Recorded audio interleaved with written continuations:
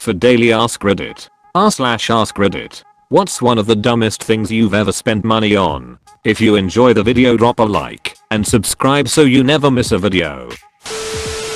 I'd had a few drinks, TGIF, and wandered into a Williams-Sonoma store in a state of euphoria.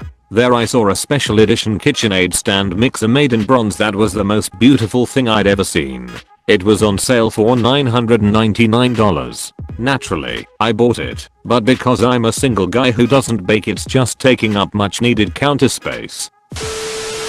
I once went to a novelty/thrift shop that had a ton of random shit. Ended up spending $10 on a framed picture of Count Dooku, Darth Sidious and Jango Fett from Star Wars, since my GF thought it was funny. The frame recently broke, and I found out, after seeing the back of the picture, it was from a calendar when Attack of the Clones came out. Someone just cut this picture out of an old calendar, put it in a frame, and my dumbass voluntarily spent $10 on it.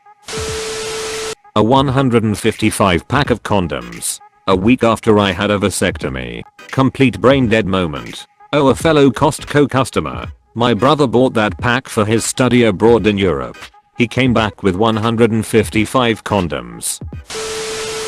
The blanket that makes you look like a giant burrito. It was super thin and of poor quality, not to mention not big enough to cover me. Now I'll never look like a burrito. As an owner of this burrito blanket, yes. It is small, but it is very soft and very comfortable. I think there's more than one on the market.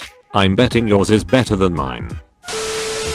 I bought a make-it-yourself music box with a series of cards to punch out the notes and then insert so you can play whatever tune you want. Thought I could make my GF a special gift. Then I realized that I can't read music, and when I tried to punch it by ear it sounded bloody awful. This thing Sasan Sumras was pitching on QVC at 3 AM 15 years ago to help avoid getting wrinkles on your face. I was up all crazy hours with a newborn at the time, so a bit delirious. It was some electrical impulse mini machine for approximate $150. Susan looked fantastic and said she hadn't ever had plastic surgery and had just used this little machine on her face her whole life. I believed it, spent the money, and when it arrived 3 weeks later I never even took it out of the box to use it. A Himalayan salt lamp, useless, but aesthetically pleasing. I have one in my kid's bedroom. It has a great dimmable switch that can be turned way low, and it becomes a very pleasant warm glowing night light for my children. I go in and turn it off after they've fallen asleep. I think it looks cool. Also, my kids lick the thing sometimes. Chef Boyardee beefaroni. One summer, because I was hella bored, I bought some Chef Boyardee beefaroni and put it in my friend's mailbox as a prank. He didn't find it, but his parents did, and they asked their neighbors who did it.